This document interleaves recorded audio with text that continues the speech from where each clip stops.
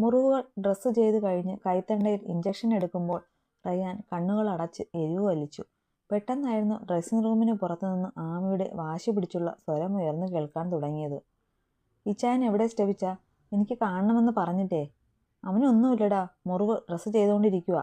വെപ്രാളം നിറഞ്ഞ ആമിയുടെ സ്വരവും അവളെ ആശ്വസിപ്പിക്കുന്ന സ്റ്റെഫിൻ്റെ സ്വരവും കേട്ട് റയാൻ പതിയെ ഒന്ന് പുഞ്ചിരിച്ചു. അത് കണ്ട് അവനെ ഡ്രസ്സ് ചെയ്തുകൊണ്ടിരുന്ന നഴ്സും ചിരിച്ചു. വൈഫാണോ? ആളുടെ ചെക്കപ്പൊക്കെ കഴിഞ്ഞു കേട്ടോ, പ്രശ്നമൊന്നുമില്ല. പക്ഷേ അപ്പോൾ മുതൽ സാറിനെ കാണണമെന്ന് പറഞ്ഞ് ബഹളം വയ്ക്കുമായിരുന്നു. അവ പറഞ്ഞതും വേദനയ്ക്കിടയിലും അവളെ ഓർത്തപ്പോൾ അവൻ്റെ ചുടികളൊന്ന് വിടർന്നു. കഴിഞ്ഞു കേട്ടോ, ഇറങ്ങിക്കോ. എണീക്കാനുള്ള അനുവാദം കിട്ടിയതും റയാൻ വേഗത്തിൽ എണീറ്റ് ഷർട്ടും എടുത്തിട്ട് പുറത്തേക്ക് ഇറങ്ങി. അവൻ എത്രയും വേഗം ആമിയെ ഒന്ന് കണ്ട് അവളെ ഒന്ന് ചേർത്ത് പിടിക്കണമെന്ന് മാത്രമേ ഉണ്ടായിരുന്നുള്ളൂ ആ നേരം. ആ തിടുക്കത്തിൽ പുറത്തേക്ക് ചെല്ലുമ്പോൾ വെയിറ്റിംഗ് ഏരിയയിലിട്ട കസേരകൾ സ്റ്റെഫിൻ്റെ അരികിലുണ്ടായിരുന്നു പെണ്ണ്. കഴിഞ്ഞുപോയ സംഭവങ്ങളുടെ ബാക്കി പത്രമെന്നോണം വല്ലാതെ ക്ഷീണിച്ച മട്ടിലുള്ള അവളുടെ രൂപം കണ്ടപ്പോൾ വികാസിനെയും റീജയെയും ഒക്കെ കൊന്നുകളഞ്ഞാലും അധികമാവില്ലെന്ന് തോന്നിപ്പോയിരുന്നു റയാന്. ആമി, അവൻ വിളിച്ചതും അതുവരെ സ്റ്റെഫിനെ ചാരിയിരിക്കുമായിരുന്ന പെണ്ണ് പിടഞ്ഞുകൊണ്ട് തിരിഞ്ഞു നോക്കി. ഡ്രസ്സിംഗ് റൂമിൻ്റെ വാതിൽ തന്നെ നോക്കി നിൽക്കുന്നവനെ കണ്ടതും ഇരുന്നിടത്ത് നിന്ന് പിടഞ്ഞെണീറ്റ് അവനരികിലേക്ക് പായാൻ ആമിക്കൊരു നിമിഷം പോലും വേണ്ടിയിരുന്നില്ല. ഇച്ചായ, എന്തുവാടി ഒരുമാതിരി വെട്ടുകിളിയെ പോലെ കിടന്ന് ചിലച്ചുകൊണ്ടിരിക്കുന്നത്? അകത്ത് കേൾക്കായിരുന്നല്ലോ നിന്റെ അലപ്പ്. അവളെ അരയിൽ ചുറ്റിപ്പിടിച്ച് തന്നോട് ചേർത്തതിനൊപ്പം തന്നെ ഒരു കുസൃതി ചിരിയോടെ റയാൻ ചോദിച്ചു. പെടുന്നനെ അവളുടെ മുഖം കൂർത്തുപോയി. പോടാ പന്ന നിസ്രാണി.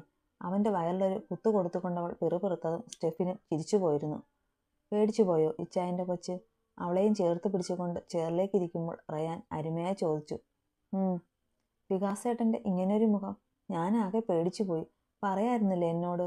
പറയണമെന്ന് കരുതി തന്നെയാ അവനിട്ട് 2 കൊടുത്തിട്ട് നിന്നെയും തൂക്കിയെടുത്ത് വില്ലയിലോട്ട് പോയത്. പക്ഷേ അന്നത്തെ അവസ്ഥയിൽ ഞാൻ എന്തൊക്കെ തെളിവ് നിരത്തിയാലും നീ വിശ്വസിക്കില്ലെന്ന് തോന്നി. പിന്നീട് എല്ലാം ഒന്ന് ശരിയായി കഴിഞ്ഞപ്പോൾ എന്തോ പറയാനും പറ്റിയില്ല. റയാൻ തൻ്റെ നെഞ്ചിൽ ചാരിയിരിക്കുന്നവളുടെ മുടിയിലൂടെ പതിയെ തഴുകി. ഇച്ചായം വിളിച്ചോ? റയാൻ സ്റ്റെഫിനോട് ചോദിക്കുന്നത് കേട്ട് ആമിയും അവൻ്റെ മറുപടിക്ക് എന്നോണം അങ്ങോട്ട് നോക്കി. സ്റ്റേഷനിലാ, വരാൻ വൈകും, നമ്മളോട് വീട്ടിലോട്ട് പൊയ്ക്കോളാൻ പറഞ്ഞു. രാത്രി തന്നെ റീജയുടെയും സെബാൻ്റെയും അറസ്റ്റ് രേഖപ്പെടുത്തണമെന്ന്. പിന്നെ വികാസിനെ ഹോസ്പിറ്റലിലേക്ക് മാറ്റിയിട്ടുണ്ട്. റയാനൊന്ന് മൂളിയിട്ട് ആമിയെ ഒന്നുകൂടി ചേർത്ത് പിടിച്ചു. അപ്പോഴും അവളുടെ കണ്ണുകൾ അവൻ്റെ മുഖത്ത് തന്നെയായിരുന്നു. ഇച്ചായ? ആമിയുടെ വിളി കേട്ടതും റയാൻ മുഖം കുനിച്ചവളെ നോക്കി. എന്താ അയാളുടെ പേരിൽ കേസൊന്നും വേണ്ടെന്ന് വെച്ചത്? നമ്മളെ ഇത്രയും ദ്രോഹിച്ചതല്ലേ? ഇതിൻ്റെയൊക്കെ ഇടയ്ക്ക് നമ്മുടെ കുഞ്ഞിന് വല്ലതും പറ്റിയിരുന്നെങ്കിലോ? അല്ലെങ്കിൽ തന്നെ അവസാന നിമിഷവും അയാൾ നമ്മളെ ഉപദ്രവിക്കാനല്ലേ നോക്കിയത്? അന്നേരം പോലീസുകാർ വെടിവെച്ചില്ലായിരുന്നെങ്കിലോ? എല്ലാം ശരിയാ, പക്ഷേ ഇതൊന്നും അവൻ സ്വയം ചെയ്യുന്നതല്ലല്ലോടാ. അവൻ്റെ അസുഖമല്ലേ അവനെ കൊണ്ട് ഇങ്ങനെയൊക്കെ ചെയ്യിക്കുന്നത്. പിന്നെ എത്രയൊക്കെ നിഷേധിച്ചാലും മാനസയുടെ മരണത്തിനും അവൻ്റെ ഈ അവസ്ഥയ്ക്കുമൊക്കെ ഞാനും ഒരു കാരണം തന്നെയാ. ഞാനെന്ന് അവനോടുള്ള വാശിക്ക് അവളോടൊന്നും പറയാൻ പോയില്ലായിരുന്നെങ്കിൽ ചിലപ്പോൾ ഒന്നും ഇങ്ങനെയാവില്ലായിരുന്നു. ആ കുറ്റബോധം എന്നും എൻ്റെ ഉള്ളിലുണ്ട്. നേർത്ത സ്വരത്തിൽ അത് പറയുമ്പോൾ അവൻ്റെ ഉള്ളിലെ സമ്മർദ്ദം എത്രത്തോളം ഉണ്ടെന്ന് ആമിക്കും സ്റ്റെഫിനും മനസ്സിലാകുന്നുണ്ടായിരുന്നു. അതുകൊണ്ട് തന്നെ പിന്നീട് അവരിരുവരും ഒരക്ഷരം പോലും പറഞ്ഞില്ല. ഹോസ്പിറ്റലിൽ നിന്ന് തിരികെ കളരിക്കലേക്ക് വരുമ്പോൾ അർദ്ധരാത്രി കഴിഞ്ഞിരുന്നത് കൊണ്ട് തന്നെ കഴിഞ്ഞുപോയ സംഭവങ്ങളുടെ പൂർണ്ണരൂപം തൽക്കാലം ആരോടും പറയേണ്ടെന്ന് തന്നെയായിരുന്നു സ്റ്റെഫിൻ്റെയും റയാൻ്റെയും തീരുമാനം. അതുകൊണ്ട് തന്നെ വികാസ് മാത്രം ഉൾപ്പെടുന്ന രീതിയിൽ കുറച്ചു മാത്രം കാര്യങ്ങളെ എല്ലാവരോടും പറഞ്ഞിരുന്നുള്ളൂ. റയാനും ആമിയും ഒരു കുഴപ്പവുമില്ലാതെ തിരികെ വന്ന സന്തോഷത്തിൽ അവർ പറഞ്ഞതിനപ്പുറത്തേക്കൊന്നും ചികഞ്ഞെടുക്കാൻ മറ്റുള്ളവരും ശ്രമിച്ചില്ല. മോളെ, എല്ലാവരും ഒരുമിച്ചിരുന്ന് സംസാരമൊക്കെ കഴിഞ്ഞ് റയാന് പിന്നാലെ മുകളിലേക്ക് കയറിപ്പോകാൻ തുടങ്ങിയ ആമിയെ റൂബിയുടെ വിളി കേട്ട് തിരിഞ്ഞു നോക്കി. എന്താ മമ്മി, മോൾക്ക് വേറെ വയ്യായിക ഒന്നും ഇല്ലല്ലോ? വേദനയൊന്നും ഇല്ലല്ലോ? റൂബിയുടെ കൈകൾ വെപ്രാളത്തോടെ അവളുടെ വയറിൽ തലോടി. ഇല്ല എൻ്റെ മമ്മി, എനിക്കൊരു കുഴപ്പവുമില്ല. അല്ലെങ്കിൽ തന്നെ ഞങ്ങൾ ഹോസ്പിറ്റലിൽ പോയി ചെക്കപ്പൊക്കെ കഴിഞ്ഞ് കുഞ്ഞിനൊരു കുഴപ്പവുമില്ലെന്ന് ഉറപ്പിച്ചിട്ടല്ലേ വന്നത്. എന്നിട്ട് മമ്മിയുടെ പേടി മാറിയില്ലേ? അത് പിന്നെ മോളെ, കടിഞ്ഞൂലല്ലേ, അതാ എനിക്ക് പേടി. ഒരു കുഴപ്പവുമില്ല മമ്മി. മമ്മി സമാധാനമായിട്ട് പോയി കിടന്നുറങ്ങ്. ആമി അവരെ സമാധാനിപ്പിച്ച് മുറിയിലേക്ക് വിട്ടിട്ട് പതിയെ തങ്ങളുടെ ബെഡ്റൂമിലേക്ക് നടന്നു. അവൾ മുറിയിലേക്ക് ചെല്ലുമ്പോൾ റയാൻ കുളിയൊക്കെ കഴിഞ്ഞ് ബെഡിൽ മലർന്ന് കിടക്കുന്നുണ്ടായിരുന്നു. കുറച്ചു മുമ്പ് ഹോസ്പിറ്റലിൽ നിന്ന് ഒട്ടിച്ചുവിട്ട ബാൻഡേജുകളൊന്നും അവൻ്റെ മേൽ കാണുന്നുമുണ്ടായിരുന്നില്ല. അയ്യോ, ഇച്ചായം കുളിച്ചോ? മുറിവിലുണ്ടായിരുന്ന ഒട്ടുപ്പും എടുത്തു കളഞ്ഞോ? വാതിലടച്ച് ബോൾട്ടിട്ടുകൊണ്ട് തിരിഞ്ഞതും അവൻ്റെ മേലാകെ ഒന്ന് ഒഴിഞ്ഞു നോക്കിക്കൊണ്ട് ആമി ചോദിച്ചു. ഓ, അതൊക്കെ ഇരുന്നിട്ട് എനിക്ക് ആകെ ഒരു വല്ലായ്മയായിരുന്നടി. പിന്നെ കുളിക്കാതെയും വയ്യായിരുന്നു. ഒരു കുഞ്ഞു ചിരിയോടെ അവൻ പറഞ്ഞതും ആമി തലയ്ക്ക് കൈ കൊടുത്തു. എന്തൊക്കെ അയച്ചായ ഈ കാണിച്ചു കൂട്ടുന്നത്? മുറിവ് പഴുക്കില്ലേ? ഓ ഇല്ലടി പെണ്ണെ, അതിനും വേണ്ടി ആഴമുള്ള മുറിവൊന്നുമല്ലല്ലോ. അല്ലേലും അവൻ കൊല്ലാൻ വേണ്ടി ചെയ്തതൊന്നുമല്ലല്ലോ. അതുകൊണ്ട് ചെറിയ തോതിലൊന്ന് പെയിന്റ് പോയിട്ടേയുള്ളൂ. റയാനൊരു തമാശ പോലെയാണ് പറഞ്ഞതെങ്കിലും ആമിയുടെ മുഖം മങ്ങി. തങ്ങളൊരുമിച്ച് നീന്തിക്കയറിയ ദുരിതക്കയത്തിന്റെ ഓർമ്മയിൽ അവളുടെ ഉള്ളൊന്നു പിടഞ്ഞു. അത് മനസ്സിലായതുപോലെ റയാൻ കൈനീട്ടി അവളെ പിടിച്ച് തന്റെ അരികിലേക്ക് കിടത്തി. അതൊക്കെ കളയടി പെണ്ണെ, അതൊക്കെ കഴിഞ്ഞുപോയ കാര്യങ്ങളല്ലേ. ഇനി അതൊന്നും ഓർത്ത് വിഷമിക്കാൻ നിൽക്കണ്ട. ഓർത്ത് സന്തോഷിക്കാൻ നമുക്കിനി എന്തൊക്കെ കാര്യങ്ങളുണ്ട്. ഇച്ചായ റീജോയുടെ കാര്യം എത്ര നാളെന്ന് വെച്ചിട്ടാ ഇവിടെ എല്ലാവരിൽ നിന്ന് മറച്ചു വെക്കുന്നത്? തൽക്കാലം ഈ പാതിരാത്രി ആരെയും വേദനിപ്പിക്കേണ്ടെന്ന് വിചാരിച്ചിട്ടാടാ ഒന്നും പറയാഞ്ഞത്. പക്ഷെ എല്ലാവരും എല്ലാം അറിയുക തന്നെ ചെയ്യും. വാക്കുകളിൽ നൊമ്പരം മുഴച്ചു നിന്നിരുന്നെങ്കിലും റയാൻ അവളുടെ മുടിയിലൂടെ പതിയെ തലോടിക്കൊണ്ടിരുന്നു. സമയം ഇഴഞ്ഞു നീങ്ങിക്കൊണ്ടേയിരുന്നു. ആമിയുടെ കണ്ണുകളിൽ ഉറക്കം കനം തൂങ്ങി. ആമി, അവൾ ഉറങ്ങുകയാണെന്ന് മനസ്സിലായതും റയാൻ വേഗം അവളെ തട്ടി ഉണർത്തി. എന്തു വെച്ചായ? എനിക്ക് ഉറക്കം വരുക, ഭയങ്കര ക്ഷീണം. ഉറങ്ങിക്കോ. അതിനു മുന്നേ പോയി ഫ്രഷ് ആയിട്ട് വന്ന് കിടക്ക്. ഇനി പാതിരാത്രി കുളിക്കാനൊന്നും എനിക്ക് വയ്യ. ഞാൻ ഉറങ്ങിക്കോട്ടെ ഇച്ചായ പറഞ്ഞിട്ട് ആമി വീണ്ടും അവന്റെ നെഞ്ചിലേക്ക് മുഖം പൂഴ്ത്തിക്കൊണ്ടവനെ ചുറ്റിപ്പിടിച്ചു. ഇനി അവളോട് പറഞ്ഞിട്ട് കാര്യമില്ലെന്ന് മനസ്സിലായതും റയാൻ അവളെ ബെഡിലേക്ക് ഇറക്കി കിടത്തിയിട്ട് എണീറ്റു. പിന്നെ ബെഡിൽ ചുരുണ്ടുകൂടി കിടക്കുന്നവളെയും വാരിയെടുത്ത് ബാത്റൂമിലേക്ക് നടന്നു. ഇച്ചായ പ്ലീസ്, ഞാൻ രാവിലെ കുളിച്ചോളാം. റയാന്റെ ഉദ്ദേശം മനസ്സിലായതും ആമി അവന്റെ കയ്യിൽ കിടന്ന് പിടഞ്ഞു. ചുമ്മാ കിടന്ന് പിടച്ചാൽ ഞാൻ കൊണ്ട് ബാത്ത് ടബിലിടും, പറഞ്ഞേക്കാം. നിങ്ങളതെന്തോന്ന് ദുഷ്ടനാ മനുഷ്യനാ.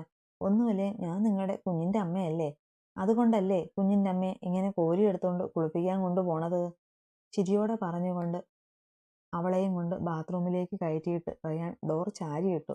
ആദ്യം കുറച്ച് നിർബന്ധമൊക്കെ കാണിച്ചെങ്കിലും റയാൻ ഷവറിന്റെ ചുവട്ടിൽ കൊണ്ട് നിർത്തി വെള്ളം തുറന്നു വിട്ടതോടെ ആമി ഉത്സാഹത്തോടെ അവനെ കൂടി പിടിച്ച് തന്നോട് ചേർത്ത് നിർത്തി.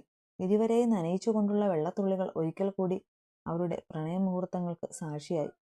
പൊട്ടി കുളിയൊക്കെ കഴിഞ്ഞു വന്ന് മിററിന് മുന്നിൽ നിന്ന് മുഖത്ത് സിറമിട്ടുകൊണ്ടിരിക്കെ അവന്റെ പ്രണയ തീവ്രതയിൽ പൊട്ടിയ ചുണ്ടിൽ വിരൽ കൊണ്ട് തടവി നോക്കിയിട്ട് ആമി മിററിൽ കൂടി തന്നെ പിന്നിൽ നിൽക്കുന്നവനെ നോക്കി മുഖം കൂർപ്പിച്ചു. പക്ഷേ നല്ല രസമുണ്ട്, ഒന്നുകൂടെ സ്നേഹിക്കാനൊക്കെ തോന്നുന്നുണ്ട്. റയാനൊരു കുസൃതി ചിരിയോടെ അവളെ പിന്നിലൂടെ ചേർത്ത് പിടിച്ചുകൊണ്ട് ഇടം കഴുത്തിൽ അമർത്തി മുത്തി. ബെഡിൽ കിടന്ന ഫോൺ റിങ് ചെയ്തപ്പോഴായിരുന്നു ഉറങ്ങിക്കിടക്കുകയായിരുന്ന ജെസ്സി ഞെട്ടി ഉണർന്നത്. വിളിക്കുന്നത് റോബിനാണെന്ന് മനസ്സിലായതും അവൾ വേഗം ഫോണെടുത്തു. ഹലോ ചായ, ഞാൻ പുറത്തുണ്ട്, നീ വന്ന് വാതിൽ തുറന്നേ. അത്രമാത്രം പറഞ്ഞിട്ട് അവൻ കോൾ കട്ട് ചെയ്തു. ഉമ്മറത്തെ തൂണിൽ ചാരി കണ്ണുകൾ ഇറുക്കിയടച്ച് നിൽക്കുമ്പോഴും റോബിന്റെ കണ്ണുകളിൽ നീർ പൊടിഞ്ഞിരുന്നു. സമയം വെളുപ്പിന് 3 മണി കഴിഞ്ഞല്ലോ എന്ന് ഓർത്തുകൊണ്ട് തന്നെ ജെസ്സി വേഗം മുടിയും വാരിക്കെട്ടി മുറിക്ക് പുറത്തേക്ക് നടന്നു. എന്താ ഇച്ചായ വൈകിയേ? ആമിയും റയാനെയും അന്വേഷിച്ചു പോയിട്ട് അവര് വന്നിട്ടും ഇച്ചായനെ കണ്ടില്ലല്ലോ. വാതിൽ തുറന്നതും തളർച്ചയോടെ അകത്തേക്ക് കയറിയവനെ നോക്കിയിട്ട് വാതിൽ അടച്ച് ബോൾട്ട് ഇടുന്നതിനിൽ ജെസ്സി ചോദിച്ചു. ഒരു കേസ് ക്ലോസ് ചെയ്യുന്ന തിരക്കിലായിരുന്നു, സ്റ്റേഷനിലുണ്ടായിരുന്നു. ഇച്ചായൻ വല്ലതും കഴിച്ചോ? നീ വാ പറഞ്ഞിട്ട് തങ്ങളുടെ ബെഡ്റൂമിലേക്ക് നടക്കുന്നവനെ നോക്കിയൊരു നെടുവീർപ്പോടെ ജെസ്സിയും അവന്റെ പിന്നാലെ ചെന്നു. മുറിയിലെത്തിയതും റോബിൻ നേരെ ബാത്റൂമിലേക്ക് കയറി വാതിലടച്ചിരുന്നു. ഉള്ളിൽ കയറി ഡ്രസ്സ് പോലും മാറാതെ ഷവറിന്റെ അടിയിൽ നിൽക്കുമ്പോൾ വെളുപ്പാങ്കാലത്തെ കുളിര് പോലും അവൻ അറിഞ്ഞില്ല. ഉള്ളിലെരിയുന്ന നെരിപ്പോടിന്റെ ചൂട് അവന്റെ ശരീരത്തിലേക്കും ബാധിച്ചിരുന്നു. ഹൃദയത്തിൽ തിങ്ങി നിറയുന്ന നൊമ്പരം ആരോടാ ഒന്ന് പറയുക എന്നറിയാതെ അവന്റെ കണ്ണുകൾ നിറഞ്ഞൊഴുകി. പോലീസ് സ്റ്റേഷന്റെ മൂലയിൽ അടികൊണ്ട് പൊട്ടിയ ചുണ്ടും വിലങ്ങുവെച്ച കൈകളുമായി നിൽക്കുന്ന റീജോയുടെ ചിത്രം മനസ്സിന്റെ താളം തെറ്റിക്കുമെന്ന് തോന്നിയതും അവൻ കണ്ണുകൾ ഇറുക്കിയടച്ചു. തന്നെയോ റയാനെ പോലെയല്ല റീജോ എന്നറിയാമായിരുന്നിട്ടും അവനിൽ നിന്നും ഇത്രയൊക്കെ തെറ്റുകൾ ഉണ്ടായി എന്നതവന്റെ ഉള്ളു പൊള്ളിക്കുക തന്നെ ചെയ്തു. ഇച്ചായ, വാതിൽ കൊട്ടിയുള്ള ജെസ്സിയുടെ വിളി കേട്ടപ്പോഴായിരുന്നു താനീ നിൽപ്പ് തുടങ്ങിയിട്ട് സമയം ഒരുപാടായെന്നുള്ള ബോധം അവന് വന്നത്. പെട്ടെന്ന് കുളി കഴിഞ്ഞ് ടൗവലും ചുറ്റി പുറത്തേക്ക് ഇറങ്ങുമ്പോൾ കണ്ടു ബെഡിൽ തന്നെ നോക്കിയിരിക്കുന്ന ജെസ്സിയെ. എന്തുകൊണ്ടോ അവളുടെ മുഖത്തേക്ക് പോലും നോക്കാൻ കഴിയാതെ വേഗം ചെന്നൊരു ഷോർട്സ് എടുത്തിട്ടിട്ട് ബെഡിലേക്ക് കയറിക്കിടന്ന് കണ്ണുകൾ അടച്ചു. അപ്പോഴും അവന്റെ കാട്ടിക്കൂട്ടലുകളിലെ തിടുക്കം കണ്ട് നോട്ടം കൂർപ്പിച്ച് നിൽക്കുകയായിരുന്നു ജെസ്സി. ലൈറ്റ് അണച്ചിട്ട് വന്ന് കിടക്ക് ജെസ്സി, എനിക്ക് നല്ല ഉറക്കം വരുന്നുണ്ട്. അവളുടെ മുഖഭാവം അകക്കണ്ണിൽ കണ്ടതുപോലെ ആ കിടപ്പ് കിടന്നുകൊണ്ട് തന്നെ റോബിൻ പറഞ്ഞു. അതോടെ ജെസ്സി വേഗം മുറിയിലെ ലൈറ്റ് അണച്ചിട്ട് ബെഡിലേക്ക് കയറി കിടന്നു. ഇച്ചായ, കുറച്ചു നേരത്തെ ആലോചനയ്ക്ക് ശേഷം പതിയെ അവന്റെ നെഞ്ചിലേക്ക് കയറി കിടന്നുകൊണ്ട് ജെസ്സി വിളിച്ചത് കേട്ടെങ്കിലും മറുപടിയായി ഒന്നും മൂളാൻ പോലും കഴിഞ്ഞില്ല റോബിന്. നെഞ്ചിൽ കിടന്നവരെ ഒന്ന് ചേർത്ത് പിടിക്കുക മാത്രം ചെയ്തുകൊണ്ട് അവൻ കണ്ണുകൾ അടച്ചു കിടന്നു. എന്തു പറ്റി ഇച്ചായ? എന്താ ഒരു വിഷമം പോലെ? ഒന്നുമില്ല, നീ കിടന്നുറങ്ങാൻ നോക്ക്. ഒന്നുമില്ലാഞ്ഞിട്ടാണോ ഈ ചായൻ കരഞ്ഞത്? പറ, എന്തു പറ്റി? ജെസ്സിയുടെ നിർബന്ധം കലശലാകുന്നതിനൊപ്പം നെഞ്ചിലേക്കൊരു നൊമ്പരമുരുണ്ട് കൂടും പോലെ തോന്നി റോബിന്. പെടുന്നനെ അവളോടെങ്കിലും എല്ലാം ഒന്ന് തുറന്നു പറയാനവൻ്റെ ഉള്ളു തുടിച്ചു. എന്നതാ ചായ? അവൻ്റെ നെഞ്ചിടിപ്പ് ഏറുന്നതും തന്നെ ചേർത്ത് പിടിച്ച കൈകളുടെ മുറുക്കം കൂടുന്നതും ജെസ്സി അറിഞ്ഞു. റീജോ സ്റ്റേഷനിലുണ്ട്. ആമിയെയും റയാനെയും അപകടപ്പെടുത്താൻ വികാസിനോടൊപ്പം അവനും ഉണ്ടായിരുന്നു. കർത്താവേ, ഇവനിതെന്തൊക്കെയാ ചെയ്തു കൂട്ടുന്നേ? സ്വന്തം കൂടപ്പിറപ്പിനെ പോലും കാണാൻ മേലാത്ത വിധം എന്താ അവന്? ജെസ്സിയുടെ ഉടൽ വിറച്ചു. പക്ഷേ അതിനല്ല ജെസ്സി അവനെ അറസ്റ്റ് ചെയ്തത്. പിന്നെ അവരുടെ കോളേജിലെ ഒരു പെൺകുട്ടി മരിച്ചില്ലേ, വേദ? അവളെ ഇച്ചായ? റോബിന്റെ വാക്കുകൾ കേട്ടതും ഉടലിലൂടെ ഒരു പെരുപ്പ് പടർന്നതുപോലെ തോന്നി ജെസ്സി ഞെട്ടി വിളിച്ചു. സത്യമാ ജെസ്സി, അവനും ആ സെബാനും കൂടെ നമ്മുടെ റോണമോളെ പോലും ഒന്നും ഓർക്കാതെ ഒടുവിൽ. റോബിന് വാക്കുകൾ കിട്ടുന്നുണ്ടായിരുന്നില്ല. വേദയെ കാണാനില്ലെന്ന് പറഞ്ഞ് പരാതി തരാൻ വന്ന 2 സാധുക്കളുടെ മുഖവും ദിവസങ്ങൾക്ക് ശേഷം റെയിൽവേ ട്രാക്കിൽ നിന്ന് പെറുക്കിക്കൂട്ടിയ അത് നോക്കി അലമുറയിടുന്ന ആ അച്ഛനമ്മമാരെയും ഓർത്തപ്പോൾ അവൻ്റെ നെഞ്ചു നീറി. ഹൃദയം പിടിവിട്ട ഏതോ ഒരു നിമിഷത്തിൽ വേദയുടെ സ്ഥാനത്ത് റോണയെയും ആ അച്ഛനമ്മമാരുടെ സ്ഥാനത്ത് തങ്ങളെ ഓരോരുത്തരെയും സങ്കല്പിച്ചു നോക്കിയപ്പോൾ തന്നെ അവൻ്റെ ഹൃദയം കീറി മുറിഞ്ഞിട്ടെന്ന പോലെ നേറി. എനിക്കിതൊന്നും വിശ്വസിക്കാൻ പോലും പറ്റുന്നില്ല ഏച്ചായ. കൂടെ പഠിക്കുന്ന ഒരു കൊച്ചിനെ ഇല്ലാതാക്കി കളയാൻ മാത്രം അവൻ. എന്തിനാ ഏച്ചായ അവൻ? കോളേജ് പിള്ളേർ നല്ല രീതിക്ക് കഞ്ചാവ് ഉപയോഗിക്കുന്നുണ്ടെന്നും പറഞ്ഞ് വേദ രഹസ്യമായിട്ട് പോലീസിനൊരു കംപ്ലൈൻറ്റ് രജിസ്റ്റർ ചെയ്തിരുന്നു. അതേക്കുറിച്ചൊരു അന്വേഷണം വന്നാൽ ചെന്ന് നിൽക്കുന്നത് റീജോയിലും അവൻ്റെ ഫ്രണ്ട്സിലുമായിരിക്കും. അതിൻ്റെ പേരിലാ ഒക്കെ. റോബിൻ പറഞ്ഞതൊക്കെ കേട്ടുകൊണ്ട് അവൻ്റെ നെഞ്ചിൽ കിടക്കുമ്പോഴും ജെസ്സി ഭയം കൊണ്ട് വിറയ്ക്കുക തന്നെയായിരുന്നു. പക്ഷേ ഒരിടയ്ക്ക് പത്രങ്ങളിലും ടി വിയിലുമൊക്കെ നിറഞ്ഞു നിന്നിരുന്ന വേദ എന്ന പെൺകുട്ടിയുടെ മുഖം ഓർമ്മ വരെ അവൾക്ക് അവനോട് അറപ്പും വെറുപ്പുമായിരുന്നു തോന്നിയത്. പിറ്റേ ദിവസം രാവിലെ എല്ലാവരും നന്നേ വൈകിയായിരുന്നു ഉറക്കമുണർന്നത്. തലേ ദിവസത്തെ ടെൻഷനും ക്ഷീണവുമൊക്കെ അത്രത്തോളം എല്ലാവരെയും ബാധിച്ചിരുന്നു. സ്റ്റെഫിയും മോളിയും ജാസ്മിനുമെല്ലാം കളരിക്കൽ തന്നെ ഉണ്ടായിരുന്നത് കൊണ്ട് തന്നെ എല്ലാവരും നല്ല സന്തോഷത്തിലായിരുന്നുവെങ്കിൽ പോലും റയാനും റോബിനും സ്റ്റെഫിയുമെല്ലാം വല്ലാത്തൊരു പിരിമുറുക്കത്തിലൂടെയായിരുന്നു കടന്നു പൊയ്ക്കൊണ്ടിരുന്നത്. കാരണം ഇനിയുള്ള ഏതു നിമിഷവും റീജോയുടെ കാര്യം കളരിക്കൽ എല്ലാവരും അറിയും എന്ന കാര്യം അവർക്കുറപ്പുണ്ടായിരുന്നു.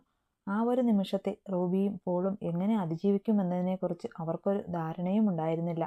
ജെസ്സി ഉറക്കമുണരുമ്പോഴും പതിവിന് വിപരീതമായി ബെഡിൽ കമഴ്ന്നു കിടന്നുറങ്ങുകയായിരുന്നു റോബിൻ. അത് കണ്ടൊരു നെടുവീർപ്പോടെ നെറ്റിയിലേക്ക് വീണ് കിടന്ന അവൻ്റെ മുടിയിഴകൾ മാടി ഒതുക്കാൻ തുടങ്ങിയതും അവളുടെ മുഖം ചുളിഞ്ഞു. കർത്താവേ, പനി അടിച്ചെന്ന് തോന്നുന്നു. വെളുപ്പാങ്കാലത്ത് ഷവറിനടിയിൽ നിന്നപ്പോഴേ ഞാൻ ഓർത്തതാ. മുടി ഒതുക്കി വെച്ചിട്ട് അവൻ്റെ കവിളിലും കഴുത്തിലുമൊക്കെ ഒന്ന് തൊട്ടു നോക്കിക്കൊണ്ട് അവൾ പെറുപെറുത്തു. ജെസ്സി ഫ്രഷായി താഴേക്ക് വരുമ്പോൾ പോളും റയാനും സ്റ്റെഫിനുമെല്ലാം ഹാളിലുണ്ടായിരുന്നു. ആമി ഒഴിച്ചുള്ള പെണ്ണുങ്ങളെല്ലാം അടുക്കളയിലുമായിരുന്നു. അവൻ എപ്പോൾ വന്നു മോളെ? 3 മണി കഴിഞ്ഞു ഡാഡി. ഇപ്പോൾ ചെറിയ പനി ഉണ്ടെന്ന് തോന്നുന്നു. ചൂടുണ്ട്. പോളിൻ്റെ ചോദ്യത്തിന് മറുപടിയായി ജെസ്സി പറഞ്ഞു. ഹോസ്പിറ്റലിൽ പോണോ മോളെ? അത്രയ്ക്കൊന്നുമില്ല ഡാഡി. വെളുപ്പിന് കുളിച്ചതിൻ്റെയാകും. എന്തായാലും എണീറ്റിട്ട് നോക്കാം. എന്തുവാ മോളെ, ആരുടെ കാര്യമാ പറയുന്നേ? അവരുടെ സംസാരം കേട്ടുകൊണ്ട് റൂബി ഇങ്ങോട്ട് വന്ന നേരത്ത് തന്നെയായിരുന്നു റോണ ടീപ്പോയിലിരുന്ന റിമോട്ട് എടുത്ത് ന്യൂസ് ചാനൽ വെച്ചത്. നീണ്ട നാളത്തെ കാത്തിരിപ്പിനൊടുവിൽ വേദ കേസിൻ്റെ ചുരുളഴിയുന്നു. കഴിഞ്ഞ മാസം 16-ാം തീയതി കാണാതായ വേദയെ 28-നായിരുന്നു റെയിൽവേ ട്രാക്കിൽ നിന്ന് മരിച്ച നിലയിൽ കണ്ടെത്തിയത്. അതിന് പിന്നാലെ തന്നെ പോലീസ് നടത്തിയ തീവ്ര അന്വേഷണത്തിനൊടുവിൽ വേദയുടെ കൊലപാതകരെ ഇന്നലെ രാത്രിയോടെ അറസ്റ്റ് ചെയ്തതായാണ് ഉന്നത തലങ്ങളിൽ നിന്ന് കിട്ടുന്ന വിവരം. വേദയുടെ തന്നെ കോളേജിലെ ഫൈനൽ ഇയർ വിദ്യാർത്ഥികളായ കളരിക്കൽ റീജോ പോൾ, സെബാൻ മാത്യു എന്നിവരെ പോലീസ് അറസ്റ്റ് ചെയ്തിരിക്കുന്നത്. വാർത്തയ്ക്കൊപ്പം സ്ക്രീനിൽ തെളിഞ്ഞ വേദയുടെ പുഞ്ചിരിക്കുന്ന മുഖത്തിനു പുറമെ കൈവിലങ്ങണിഞ്ഞ സെബാന്റെയും റീജോയുടെയും വീഡിയോ ക്ലിപ്പും മിന്നി മാഞ്ഞുകൊണ്ടിരുന്നു. അയ്യോ മമ്മി! പെടുന്നനെ റോണയുടെ നിലവിളി ഉയർന്നതും അതുവരെ ഒരു പകപ്പോടെ TV സ്ക്രീനിൽ തറഞ്ഞു നിന്നിരുന്ന എല്ലാ കണ്ണുകളും റൂബിക്ക് നേരെ നീണ്ടു.